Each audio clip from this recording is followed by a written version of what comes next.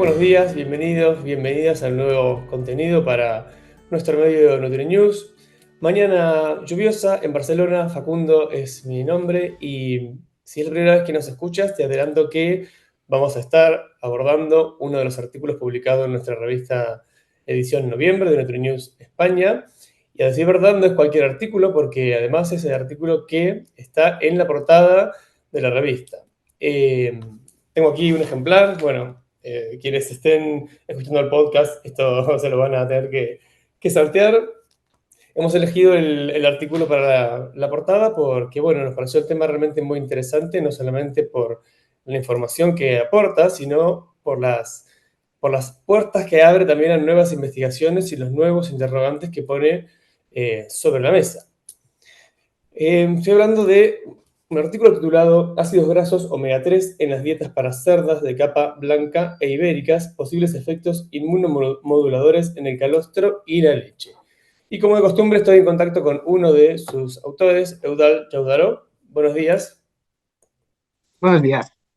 Eudal, bueno, agradecerte de parte del equipo de NutriNews por concedernos estos minutos y bueno, enhorabuena por el estudio que han hecho y vamos a conversar un poquito para que nos expliques un poco más en profundidad. Sí,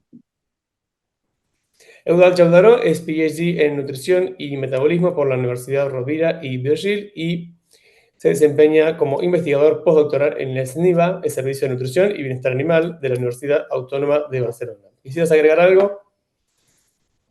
sí, bueno, ahora sí que estoy como investigador postdoctoral en SNIVA. Sí que es cierto que del artículo que voy a hablar Sí. es parte de lo que fue mi tesis doctoral, que Ujú. la realicé en el programa de nutrición animal del IRTA, Bien. en MASBV, y que también este proyecto fue coordinado con la gente del área de producción animal del Sisitex de Extremadura. Bueno, perfecto el comentario agregado y te agradezco entonces. El artículo comienza hablando de algunas cifras que son realmente sorprendentes y es que, por ejemplo, en los últimos 7 años, las camadas han aumentado su tamaño en dos lechones, en dos unidades, digamos. ¿Qué contracara tiene este avance genético tan desmesurado, por decir así? Es una especie de lo que se dice como la sábana corta, ¿no? Mejoramos un sitio, pero en algún lado se tiene que ver algún tipo de consecuencia que por ahí no es lo deseado. Sí, sí, los datos utilizados son de la base de datos del BDPORC y lo que reflejan es esto, ¿no? Que el aumento de la prolificidad de la cerda moderna en capa blanca, ¿no? Ha conllevado pues este aumento del número de lechones por camada y que al final pues se ve reflejado, ¿no? Con una mayor variabilidad de pesos dentro de la misma y que el peso promedio del lechón sea inferior.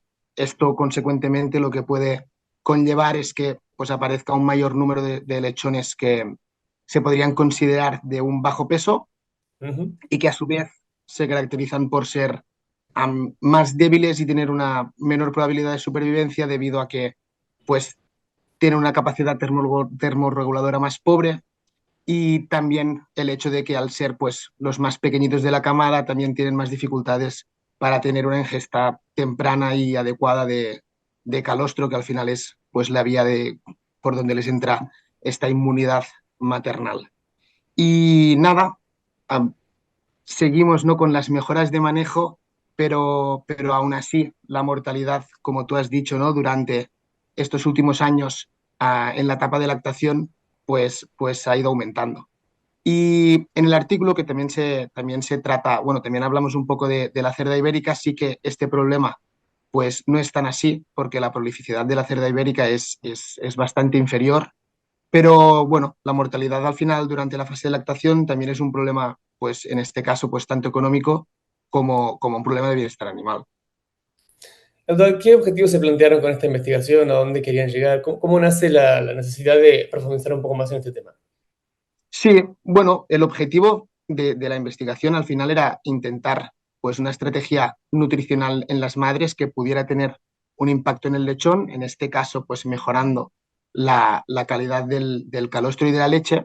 Y en este caso pues el objetivo era este, ¿no? Era intentar incluir a una fuente de ácidos grasos omega 3 de cadena larga, en este caso era un aceite de pescado, básicamente porque estos ácidos grasos, primero que todo que se ha relacionado que si se incluyen en la dieta de la cerda, pues tienen la capacidad, ¿no?, de aumentar su concentración tanto en calostro como en leche. Sí, Y después, porque tanto estos propios ácidos grasos como sus derivados oxigenados, que es lo que se conoce comúnmente como oxilipinas, se relacionan con actividades sobre todo antiinflamatorias y también de resolución de la inflamación, por lo que el objetivo del estudio era intentar aumentar la concentración de estas moléculas antiinflamatorias en el calostro y la leche y así tener la posibilidad de transferencia de la madre hacia el lechón. muy claro. ¿Nos puedes comentar en algunos minutos el modelo estadístico que utilizaron y cuáles fueron las variables que finalmente evaluaron? Sí, bueno, así un poco a grandes rasgos el estudio se realizó el estudio de cerdas, lo que sería de capa blanca, en Masbubé, en el IRTA, con 36 cerdas, y el que sería de cerdas ibéricas en el Sisitex también con 36 cerdas, y fue un estudio donde se dieron dos dietas experimentales, la dieta control, que llevaba Sí. grasa animal, y la dieta experimental, donde aparte de esta grasa animal o la totalidad, según si era gestación o lactación, se había sustituido por este aceite de pescado. Y después lo que se realizó fue, bueno, se obtuvo calostro después del nacimiento del primer lechón y se obtuvo leche en el momento del destete y de este calostro y de esta leche se analizaron los ácidos grasos por cromatografía de gases, se analizaron las oxilipinas, estos derivados oxigenados, a través de cromatografía líquida acoplada a espectrometría de masas y también se analizaron las citoquinas y las inmunoglobulinas a través de kits ELISA comerciales. Y finalmente los resultados se analizaron a través del procedimiento mixto del SAS.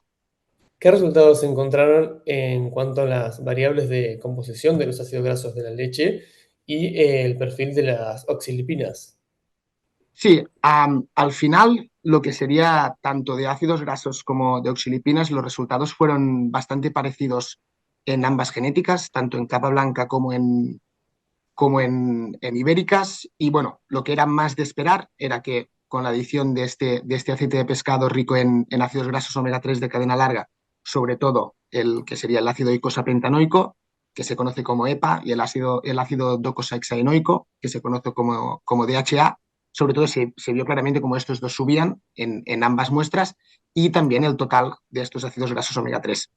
Y por lo que hace a las oxilipinas, pues se vio que las que derivaban sobre todo de estos dos ácidos grasos, las que serían las derivadas de EPA, de la oxigenación del EPA y de la oxigenación del DHA, también aumentaban bastante su concentración, tanto en leche como en calostro de ambas genéticas. Y al final esto era un poco lo que buscábamos, ya que son estos ácidos grasos y también estos derivados oxigenados los que tienen más relación con roles de antiinflamación, como podría ser la inhibición de la producción de citoquinas proinflamatorias.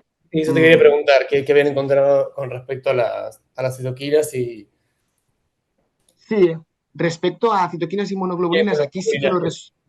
sí, aquí los resultados sí que difirieron un poco más entre ambas genéticas. En el caso de capa blanca, lo que se observó fue que la adición de estos ácidos grasos omega 3 provocaba una disminución de la concentración de dos citoquinas que las podríamos relacionar con roles proinflamatorios, como sería el factor de necrosis tumoral alfa, que es una de las citoquinas de proinflamación más comunes, y también la interleuquina 10. Pero lo que sí que nos observó aquí fue ningún efecto en términos de inmunoglobulinas, que se mantuvieron iguales entre tratamientos. Y bueno, esto de las citoquinas lo observamos en leche. En calostro no se observó nada ni en citoquinas ni en inmunoglobulinas. Y en cambio, en las cerdas ibéricas, lo que se observó, pues en leche no se observó nada, que es como lo que observamos en capa blanca fue en leche, en ibéricas no observamos nada en leche, lo que observamos fue en calostro y no observamos nada en citoquinas, pero sí que lo que observamos fue un incremento de la inmunoglobulina G, que es la inmunoglobulina más común en el calostro. El calostro está formado básicamente por grandes cantidades de inmunoglobulina G y también un aumento en la concentración de inmunoglobulina A. Y al final, bueno, esto sería algo bastante positivo porque, bueno, da como a intuir, ¿no? De que una mejor concentración de estas inmunoglobulinas pues permitiría que hubiera más transferencia de estos anticuerpos desde la madre hacia los lechones. ¿Tenés alguna sospecha de por qué se dio esta diferencia en los resultados en las cerdas de capa blanca versus las ibéricas? ¿Era por hacia Al dónde estaba final, orientado el sí, al final son dos genéticas Sí, muy distintas y ya te digo, no, primero analizamos los resultados en capa blanca y encontramos esto, ¿no? Al final siempre es difícil tener claro, sobre todo cuando hablas de citoquinas, el impacto real que estás teniendo. Es un poco difícil de evaluar porque al final pues, tú puedes evaluar paneles muy, muy, muy largos, pero tienes que saber bien qué está ocurriendo. Pero en el caso de las ibéricas sí bueno, no tenemos una explicación súper clara de por qué aumentan las inmunoglobulinas G y A. Sí que es cierto que algunos papers de bibliografía hablaban de posibles aumentos de la concentración de inmunoglobulinas, pero bueno, no, por qué hay esta diferencia? Se supone que es por genética, son dos genéticas muy diferentes. Las sí. de capa blanca que utilizamos eran a Large White por Landrace, estas ibéricas, y por aquí va la cosa. Excelente. Luego de del estudio, ¿a qué conclusiones llegaron? Digamos, qué discusiones nuevas se pueden llegar a empezar a dar a raíz de estos resultados? No sé, ¿haces algún Bueno, comentario sí, sobre el tema y ya vamos más o menos finalizando? sí, al final, pues, a ver, lo que se concluye es, primero que todo, algo que más o menos por bibliografía ya se sabía, Y que es sabía, que claro. si tú incluyes, ¿no? estos ácidos grasos omega Sí, 3 en las dietas para cerdas, aumentas su concentración claro. en calostro y leche. Después, en el tema de las oxilipinas, pues se ha visto, ¿no? Que, bueno, en cerdas aún no había ningún estudio evaluando estos parámetros, en el calostro y la leche, ¿no? Pues se ha visto que estas también aumentan, que tiene toda la lógica del mundo, porque al final tienes más disponibilidad de estos ácidos grasos, por tanto hay más oxidación de ellos. Pero el tema de las oxilipinas sí que es una, una nueva ventana que debe ser más explorada, básicamente porque Sí, muchas de ellas se conocen muy poco, no se sabe muy bien la función que pueden tener.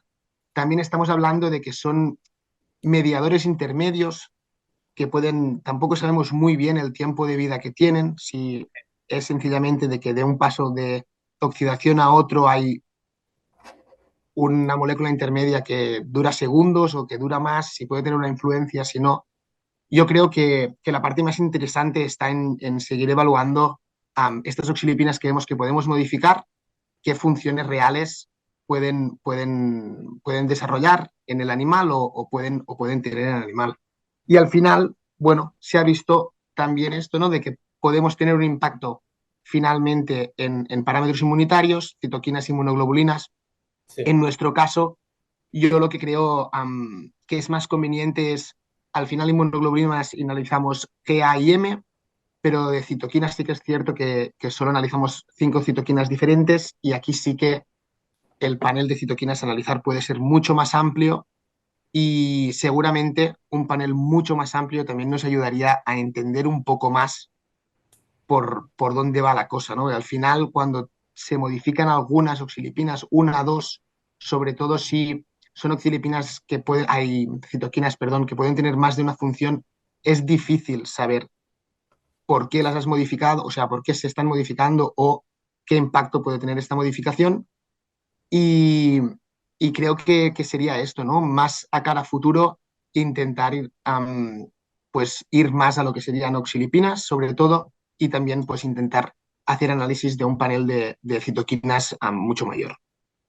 ¿Vas a estar involucrado en algún estudio que tenga que ver con lo que acabas de mencionar o de momento De estás en... momento, al haber pasado ahora del doctorado a la posición de postdoc, Sí, sigo un poco ligado también con todos los temas de mi tesis, pero sí que es cierto de que la gente del IRTA seguramente seguirá trabajando en ello, sí, en todo el tema de las subfilipinas, y esto y yo, bueno, también intentaremos siempre estar al día de esto, porque al final es lo que has trabajado durante bastante tiempo y también son temas interesantes y que al final sigues. sí, sí, por supuesto. Muy claro, Eduardo, te agradezco de vuelta de parte del equipo de A AgriNews y vosotros. quienes nos están viendo y escuchando. Así que, A primera vez que vosotros. hablamos, esperemos que no sea la Sí, última. Cuando también, tengas alguna cosa nueva, una novedad para comentarnos cómo fue claro. este estudio, te vamos a estar contactando de nuevo. Sí, muchas gracias a vosotros. De esta manera vamos finalizando ya el encuentro con nuestro invitado del día, con Eudard Jaudaró. Las conclusiones son muy claras, las expuso el autor y nos invitan a pensar en nuevas estrategias que puedan de alguna manera contrarrestar los efectos negativos de las mejoras en los índices reproductivos que la genética nos ofrece. Como les digo siempre, gracias por confiar en nosotros como fuente de información y hasta la próxima. Adiós.